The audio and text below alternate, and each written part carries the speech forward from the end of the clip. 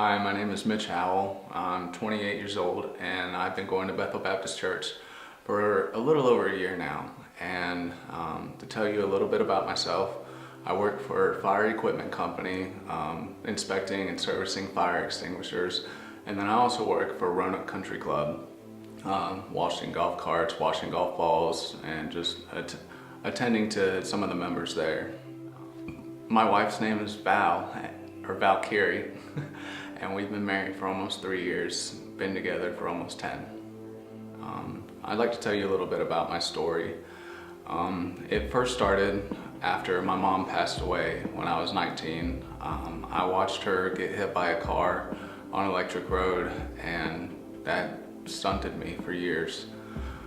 Not soon after, I started using heroin, and I was drinking all the time and just doing anything I could in my power to forget everything that was happening to me.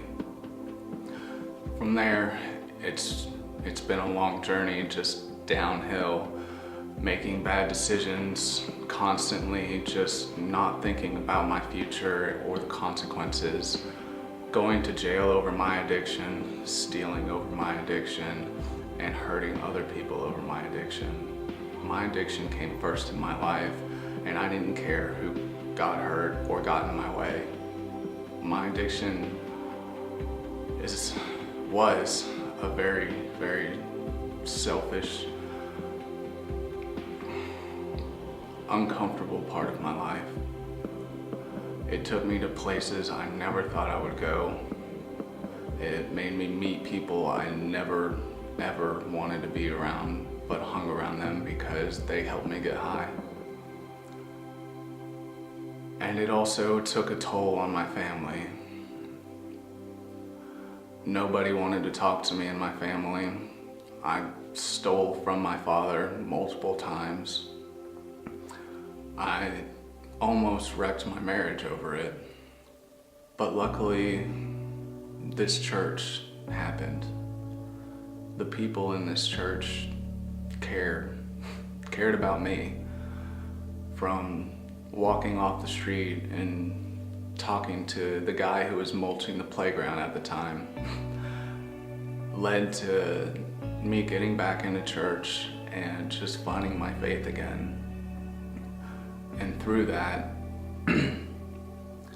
I was able to find a rehab to go to get off drugs and alcohol.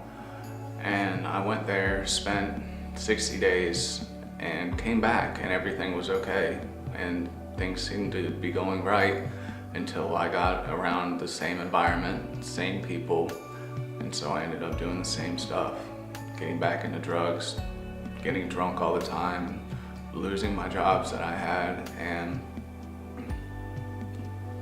not caring about what I was doing to myself or others. I knew I had to do something about it, and in the terms of, another rehab. Luckily, I was able to find this place called Elam Home in Lynchburg, and the program was completely free. It was 8 weeks long, and at the time it seemed like the longest 8 weeks of my life. But I tell you what, I am so glad I went. Just spending day after day learning God's word, learning how to pray, and just learning how to socialize again, and sober-minded, taught me the true values of life. Being able to wake up in the morning not feeling like all hell had broken loose the night before, and just being able to open up God's word, and no matter where it was in the Bible, be thankful that I was able to read it that day, and how whatever it said, it impacted my life in one way or another to help me grow. And so, since coming back from that, I am a total different person. I like to say, I didn't have an addiction problem, I had a responsibility problem, but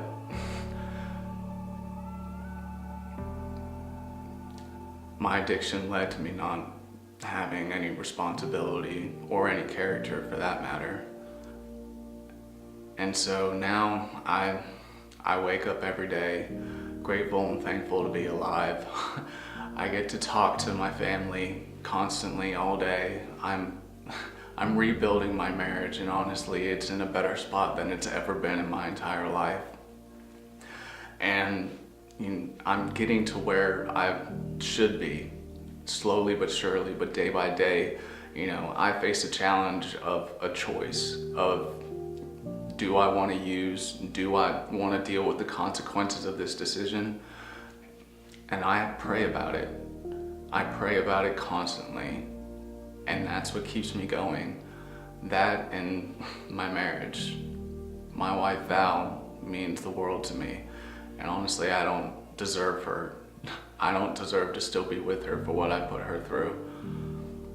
But she loves me enough to work with me. And I'll be eternally grateful for that. But the people of this church, they're the ones who really just put a hand on my shoulder and said, we care about you and we see what you're doing to yourself. I hope you need to see that. And they've helped me in so many different ways, just along my baby steps of just trying to get my life back.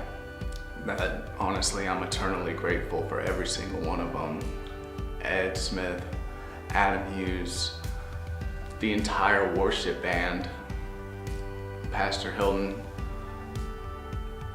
Frank Wade, every single one of you have impacted my life in tremendous ways that honestly, I have no idea how to ever repay you except to just, pay it forward and just do it for somebody else, but it's all for the love of Jesus, because until he stepped into my life, I was nothing but a sinner on the streets that honestly didn't care where life went or if it ended at that moment. But I can tell you right now that I'm not that person anymore.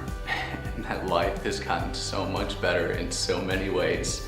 I couldn't even have time to tell you just everything that's going on that makes me truly grateful to be the person I am today.